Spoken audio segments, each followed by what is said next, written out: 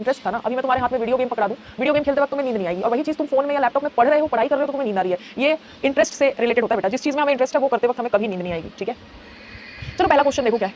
Champa was the capital which is known as, अभी के समय में, क्वेश्चन का मतलब समझो, 16 महाजनपद थे। ठीक है, 16 महाजनपद थे पहले। 16 महाजनपदों में बिहार में 3 महाजनपद थे। तीनों महाजनपदों के मैं नाम बताऊंगी, उनमें से एक महाजनपद की कैपिटल थी चंपा। ठीक है, चंपा उनमें से एक महाजनपद की कैपिटल थी, बिहार में जो महाजनपद था। तो चंपा जिस महाजनपद की कैपिटल थी, ये चंपा वाला एरिया आज के समय में बिहार का कौन सा एरिया है? आज के टाइम पे ये बिहार का कौन सा एरिया है, ये पूछा जा रहा है। बताओ क्या आंसर होगा इसका। जो 16 महाजनपद थे, आकाश राम राम बेटा, जो 16 महाजनपद थे उनमें से चंपा अंग की कैपिटल थी, अंग महाजनपद की कैपिटल थी चंपा, बिहार वाले एरिया में पड़ता है। लेकिन आज के समय में तो कोई महाजनपद है नहीं, आज के समय में तो अलग अलग डिस्ट्रिक्ट्स एंड अलग अलग गांव और अलग अलग सिटीज बन चुके हैं। तो चंपा वाला एरिया आज कहाँ पे पड़ता है, ये पूछा जा रहा है। सबको पता है कि भागलपुर सिल्क सिटी के रूप में जाना जाता है, तो ये जो भागलपुर है ना, यही चंपा वाला एरिया था पहले। ठीक है, यही भागलपुर चंपा वाला एरिया था पहले। तो जितने भी स्टूडेंट्स ने ऑप्शन नंबर ए आंसर लगाया है, सबका आंसर सही है। ठीक है, 86% स्टूडेंट्स का आंसर सही है यहाँ पे, है ना, 86%। ठीक है, देखो 16 में से मैं यहाँ पे लिख देती हूँ, 16 में से 3 महाजनपद है ना बिहार में थे। उन तीनों के नाम क्या क्या है? पहला है मगध। मगध महाजनपद की राजधानी क्या थी? राजगृह, जिसको अपन गिरिवराज भी कहते थे। दूसरा वज्जी महाजनपद, वज्जी महाजनपद की जो कैपिटल थी वो थी वैशाली। वज्जी महाजनपद की कैपिटल क्या थी? वैशाली। और तीसरा कौन सा? तीसरा अंग महाजनपद, अंग महाजनपद की कैपिटल क्या थी? चंपा। ठीक है, और इसी चंपा की बात हो रही है। अब पूछा जाएगा, बताओ 16 महाजनपदों में सबसे पावरफुल महाजनपद यानी सबसे शक्तिशाली महाजनपद कौन सा था? तो वो भी बिहार का मगध महाजनपद था। सबसे शक्तिशाली 16 में से सबसे पावरफुल यानी कि सबसे ज्यादा शक्तिशाली महाजनपद ये मगध महाजनपद था। मगध महाजनपद के आसपास के महाजनपद के शासक जो है इससे कभी भिड़ते ही नहीं थे, बहुत पावरफुल था, हर चीज था ना। आयरन ओर था, आयरन ओर से लोग आयरन बना लेते थे, आयरन से लोग वेपन बना लेते थे, वेपन यानी हथियार, सैनिक मजबूत इनके। ठीक है, उसके बाद में जो जमीन था, जो सॉइल था, वो बहुत फर्टाइल था। फर्टाइल का मतलब बहुत ज्यादा उपजाऊ जमीन थी, भूमि थी, मिट्टी थी, उपजाऊ मिट्टी, तो खेती भी बढ़िया होती थी। ठीक है, तो हर चीज था, नदियां वगैरह बहुत थी, नदियां थी तो भाई पीने के पानी की कमी नहीं थी, और भी किसी भी काम के लिए पानी की कमी थी नहीं, हर चीज बढ़िया था मगध में। ठीक है, सबसे पावरफुल महाजनपद यही था। याद रखना, भागलपुर को मैं लिख देती हूँ, सिल्क सिटी के नाम से भी जाना जाता है। सिल्क का प्रोडक्शन बिहार में अगर कहीं सबसे ज्यादा होता है तो वो भागलपुर में होता है। चावल से रिलेटेड भी एग्जाम में आता है कि चावल का प्रोडक्शन बिहार में सबसे ज्यादा कहाँ होता है, लिखना रोहतास में। रोहतास में चावल का प्रोडक्शन बिहार में सबसे ज्यादा होता है। ठीक है, समझ गए, है ना। अंग महाजनपद भागलपुर और मुंगेर, हाँ मुंगेर वाला एरिया भी कवर करता था, लेकिन हम लोग अगर इसकी राजधानी की बात करेंगे, चंपा की बात करेंगे, तो चंपा मेनली भागलपुर वाले एरिया को कवर करता था। ठीक है, चलो नेक्स्ट देखते हैं। बिहार में नंद वंश का संस्थापक कौन था? Who was the founder of Nanda dynasty in Bihar? Mahapadmananda, Kakavarna, Dhanananda या फिर नागदशक? बताना जरा। नंद वंश का संस्थापक बिहार में कौन था? क्या आंसर होगा इसका, फटाफट बताओ।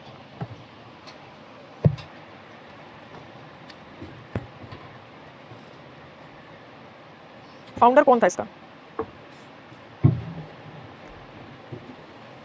ऑप्शन नंबर, आप बोलोगे बिहार में नंदवंश था, तो हाँ बिल्कुल नहीं, सी नहीं होगा, ऑप्शन नंबर ए होगा। यार ये तो बहुत ही बेसिक सवाल पूछा है मैंने, ये तो आपने अगर प्राचीन इतिहास थोड़ा बहुत पढ़ा होगा तो भी आपको ये आंसर तो आना चाहिए था। महापद्मनंद इसका आंसर हो जाएगा, ऑप्शन नंबर ए। 73% स्टूडेंट्स का आंसर मात्र सही हुआ है। नंदवंश के संस्थापक, देखो पूरा वंश का अगर तुम्हें डिस्क्रिप्शन नहीं पता है तो भी तुम्हें कुछ चीजें पता होनी चाहिए, जैसे कि हर एक वंश का संस्थापक तुम्हें मालूम होना चाहिए, हर एक वंश का लास्ट रूलर तुमको मालूम होना चाहिए। ठीक है, हर एक वंश का संस्थापक और हर एक वंश का लास्ट रूलर। अब मुझे बताओ नंदवंश का लास्ट रूलर कौन था?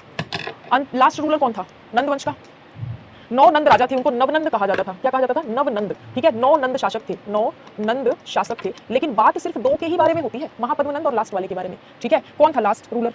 लास्ट नंदा रूलर, जिसको ओवरथ्रो करके मौर्य डायनेस्टी की शुरुआत हुई थी, कौन था वो? फर्स्ट तो महापद्मनंद था, है ना, महापद्म। और लास्ट कौन था? लास्ट था धनानंद। ठीक है, समझ गए। मगध वाले एरिया में ये लोग रूल कर रहे थे। कहाँ रूल कर रहे थे? तुम्हारे बिहार के मगध वाले एरिया में ये रूल कर रहे थे। ठीक है, समझ गए। नेक्स्ट देखो, बिहार का टोटल क्षेत्रफल भारत के टोटल क्षेत्रफल का कितना परसेंट एरिया कवर करता है? Total area of Bihar is what percentage of total area of India? छोटे छोटे क्वेश्चन है, देखो बहुत छोटे छोटे क्वेश्चन है, लेकिन इंपॉर्टेंट क्वेश्चन है, रिपीटेडली एग्जाम्स में पूछे जाते हैं। ठीक है, 2.48%, 2.86%, 2.84% या 2.96%? बताओ भाई, मतलब पूछा ये जो हमारा पूरा भारत है, ये जो 100% एरिया है, इसमें से जो बिहार का एरिया है, क्षेत्र है, वो कितना परसेंट कवर करता है भारत का, ये पूछ रहा है। क्या आंसर होगा इसका? देखो कोई भी गूगल नहीं करेगा, भले ही तुक्का मारो, पर गूगल करके आंसर मत देना। ठीक है ना, उससे एटलीस्ट समझ तो आएगा कि तुमने अब एग्जाम तो आ चुका है, अब तक तुम्हारी तैयारी कितनी है, क्योंकि अब सिर्फ मॉक टेस्ट देने का ही टाइम है। गूगल करके आंसर मत करना। ऑप्शन नंबर सी 2.86% इसका आंसर हो जाएगा। ये ना फैक्चुअल क्वेश्चन था, ठीक है, फैक्चुअल था और इंपॉर्टेंट क्वेश्चन था। 91% स्टूडेंट्स ने यहाँ पर सही आंसर कराया, मतलब पूरे भारत का जो क्षेत्रफल है, उस पूरे भारत के क्षेत्रफल में से बिहार का जो क्षेत्रफल है वो 2.86% कवर करता है। समझ गए। मैंने ये सब बिहार की जनगणना में बताया था, बिहार का जो सेंसस मैंने करवाया था उसमें मैंने बताया था। ठीक है, अच्छा मुझे ये बताओ बिहार की जनसंख्या क्या है? बिहार की जनसंख्या लिख के बताओ फटाफट। मोबाइल नंबर की तरह याद होना चाहिए, जैसे उसका मोबाइल नंबर तुम्हें याद रहता है वैसे ही बिहार की जनसंख्या याद होनी चाहिए। बताओ टोटल पॉपुलेशन ऑफ बिहार 2011 के उसके हिसाब से क्या बता रहे हो? 104099452 392 नहीं होगा, 392 नहीं होगा, 104099452 ये है बिहार की जनसंख्या, बिहार का टोटल पॉपुलेशन, ठीक है 104,099,452 कितना हो रहा है देखना जरा, बताना कितना हो रहा है ये 10 करोड़ बिल्कुल। अब तुम्हें क्या लगता है 2011 की जनगणना के बाद अब जाके जो जनगणना का डेटा आएगा उसमें कितना परसेंट बढ़ चुका होगा बिहार का पॉपुलेशन, तुम्हारे अकॉर्डिंग कितना हो चुका होगा? ये तो 2011 की जनगणना का डेटा है ना, और 2011 के बाद 2021 में डेटा आना चाहिए था, वो तो आया नहीं है ना, अब आएगा अभी क्या कहते हैं 2026-27 में, ठीक है। क्या लगता है कितना हो गया होगा? 20 करोड़, 15 करोड़, और लगा लगाओ अनुमान लगाओ 20 करोड़, ज्यादातर बच्चों को लग रहा है 20 करोड़ हो चुका। और उत्तर प्रदेश का कितना हो चुका होगा? 15 करोड़ जाएगा, 59% बढ़ गया होगा। ज्यादातर बच्चे 15 और 20 करोड़ में, एक 25 करोड़ नहीं, 25 तो नहीं हुआ होगा, इतना भी नहीं हुआ होगा, ज्यादा बोल दिया, ये तो 25 तो ज्यादा हो गया, 15-20 के बीच में एक्सपेक्ट करिए 40 करोड़। बालमा बिहार वाला बेटा 40 करोड़ थोड़ा ज्यादा बता दिया तुमने, है ना, सिर्फ बिहार का पूछ रही हूं मैं। दिए गए विकल्पों में से कौन सा जिला नेपाल और उत्तर प्रदेश के साथ सीमा साझा करता है? Which of the following district has shares border with Nepal and Uttar Pradesh? West Champaran, Siwan, Sitamarhi या उपयुक्त में से एक से अधिक? देखो इसके लिए मैं तुम्हें मैप दिखाऊंगी अभी बिहार का, पहले तुम लोग आंसर करो, फिर मैं मैप दिखाऊंगी और तब आंसर क्लियर करेंगे हम। बताओ क्या आंसर होगा? 40 करोड़ जनसंख्या, मोदी जी घबरा जाएंगे अगर उन्होंने सुन लिया तो, समझ गए? एकदम से 10 से सीधा 40 करोड़ थोड़ी पहुंच जाता है 10 साल के अंदर, 15 साल के अंदर।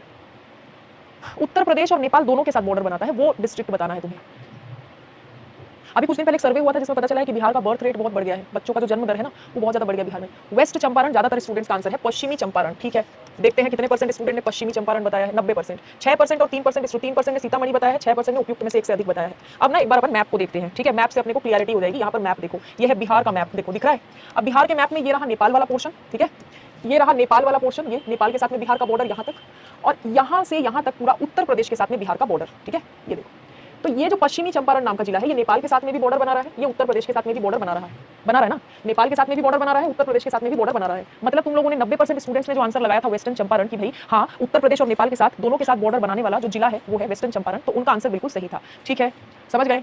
बिहार का सबसे बड़ा जिला है वेस्टर्न चंपारण, है ना, ध्यान रखोगे इसको भी। और यहाँ पर तुमको सोमेश्वर श्रेणी भी मिलेगी, सोमेश्वर श्रेणी, एग्जाम में क्वेश्चन आता है कि सोमेश्वर श्रेणी हमको कहाँ पर मिलती है, इधर ही मिलती है। और यहाँ पर जो मिट्टी मिलती है ना उसको पीडमंट मिट्टी कहते हैं। मैं लिख देती हूँ 2-3 फैक्चुअल पॉइंट्स है जो कि एग्जाम में पूछे जाते हैं, ठीक है। यहाँ पर जो मिट्टी मिलती है उसको कहते हैं पीडमंट, पीडमंट, है ना, पीडमंट सॉइल मिलता है वेस्टर्न चंपारण वाले एरिया में। सोमेश्वर श्रेणी भी तुम्हें इसी एरिया में मिलेगी, सोमेश्वर श्रेणी, ठीक है। और ये बिहार का सबसे बड़ा जिला है।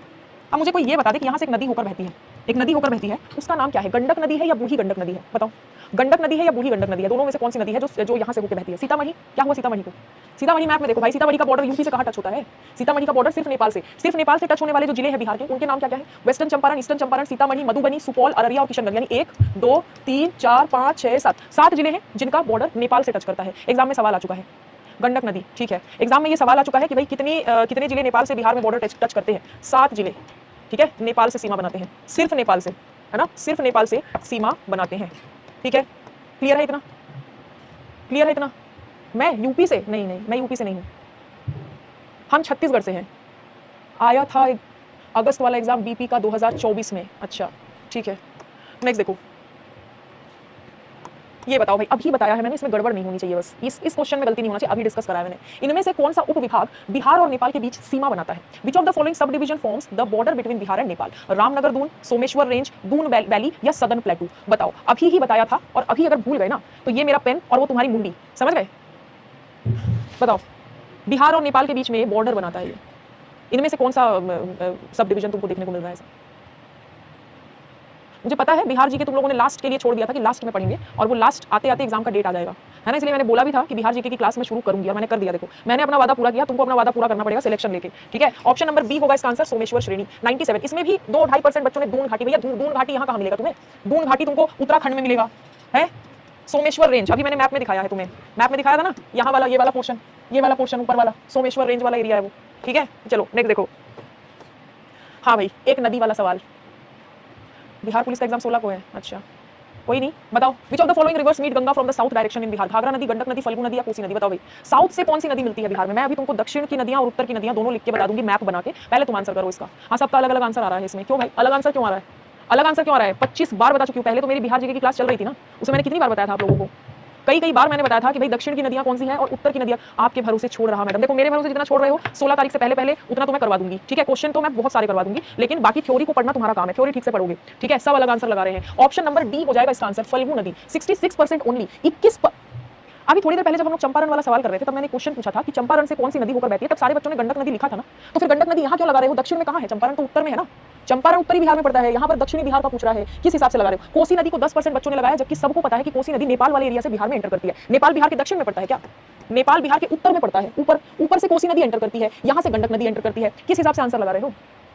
कौन सा हिसाब है तुम्हारा, बताना जरा। देखो मैं तुमको एक रॉ मैप बना के बताती हूँ, ठीक है? इस मैप में तो पूरा कचरे जैसा हो जाएगा, इसका आंसर होगा फल्गु नदी। मैं एक रॉ मैप, एक सिंपल मैप तुमको बना के बता रही हूँ। ये मान लो बिहार का मैप है, ठीक है? ये तुम्हें भी आना चाहिए। ये बीच में से गंगा नदी बिहार को काटती है, दो भागों में बांट देती है गंगा नदी। ये पूरी की पूरी गंगा नदी है, ठीक है? गंगा रिवर ये बिहार को दो हिस्सों में बांटती है। कुछ नदियां ऊपर की तरफ से आती है, कुछ नदियां नीचे की तरफ से आती है, गंगा नदी से जाके मिल जाती है। उत्तरी बिहार की जो नदियां हैं, उत्तरी बिहार की जो नदियां हैं वो बिहार में वो नदियां मैं लिख दे रही हूँ। गंडक नदी, ठीक है? बूढ़ी गंडक नदी, है ना? बूढ़ी गंडक नदी, ठीक है? कोसी नदी, बागमती नदी, है ना? बागमती नदी, उसके बाद महानंदा नदी।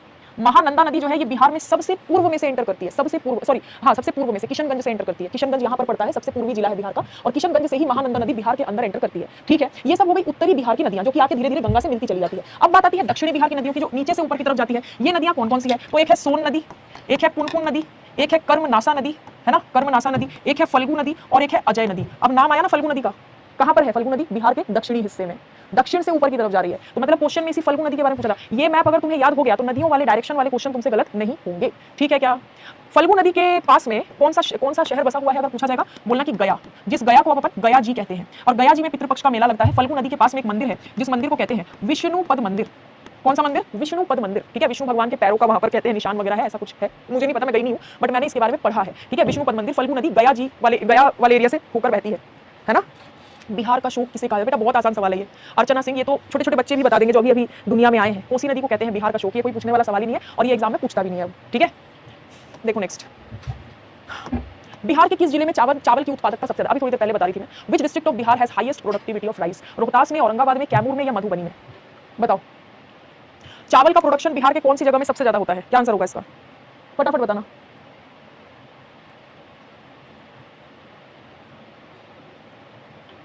क्या आंसर होगा? ये वो जिला है जहां का लिटरेसी रेट सबसे ज्यादा है बिहार में। लिटरेसी रेट यानी कि साक्षरता दर। बिहार के जिस जगह का साक्षरता दर सबसे ज्यादा है उसी जगह में चावल का प्रोडक्शन सबसे ज्यादा होता है। अगर तुम्हें साक्षरता दर का पता है तो फिर तुम बता दोगे मैम टेस्ट में 45-50 नंबर आ रहा है, बहुत कम आ रहा है बेटा, बहुत कम आ रहा है। 40-50 नंबर तो बहुत ही कम आ रहा है, तुमको थोड़ा सा रिवीजन करने की जरूरत है। थोड़ा सा रिवीजन करोगे तो वो बैलेंस हो जाएगा, 70 तक पहुंच जाएगा। अभी टाइम है, अभी समय है, कर लो रिवीजन, है ना? 97%, इसमें भी कुछ बच्चों ने गलत आंसर दिया है, ठीक है? 97% स्टूडेंट्स का आंसर ठीक है यहाँ पर। और ये भी याद रखना कि रोहतास ही सबसे साक्षर जिला है, सबसे साक्षर, ठीक है? लिटरेसी, हाईएस्ट लिटरेसी रेट है यहाँ का, हाईएस्ट लिटरेसी रेट, ठीक है? यही का है, पुरुषों का भी महिलाओं का भी। ऐसा नहीं कि पुरुषों का कम या महिलाओं का कम, दोनों का सबसे ज्यादा यहीं पे है, ठीक है? कैमूर का नाम देख रहे हो? कैमूर में अभी वो बन रहा है, क्या नाम है? Tiger reserve. बिहार में अभी फिलहाल एक ही टाइगर रिजर्व है, ठीक है? और वो है वाल्मीकि टाइगर रिजर्व। हम सबको पता है बिहार में सिर्फ एक ही टाइगर रिजर्व है, वो भी वाल्मीकि टाइगर रिजर्व। अब बिहार में दूसरा टाइगर रिजर्व बन रहा है, बनने जा रहा है, और इसका नाम है कैमूर टाइगर रिजर्व। आज ही करंट अफेयर्स में मैंने क्वेश्चन पढ़ाया था, उसमें मैंने तुमको बताया है कि बिहार में ऑर्डिनेंस फैक्ट्री कॉरिडोर बनाया जा रहा है। बिहार भारत का पहला राज्य है जहां पर ऑर्डिनेंस फैक्ट्री, है ना? ऑर्डिनेंस फैक्ट्री कॉरिडोर यानी गलियारा, ये बनाया जा रहा है। बिहार पहला राज्य बन रहा है, ठीक है? ये ध्यान रखना। 5 बजे वाला क्लास, हाँ वो था, ठीक है? और बैटल ऑफ बक्सर से पहले ही इसने मुर्शिदाबाद से मुंगेर में कैपिटल शिफ्ट कर दिया था। ऑप्शन नंबर ए इसका आंसर हो जाएगा। 81% स्टूडेंट्स का आंसर ठीक है यहाँ पर। कुछ बच्चों ने मुर्शीद कुली खान लगाया है, जो मुर्शीद कुली खान गलत आंसर है, ठीक है? काफी सारे क्वेश्चन हमने डिस्कस कर लिए।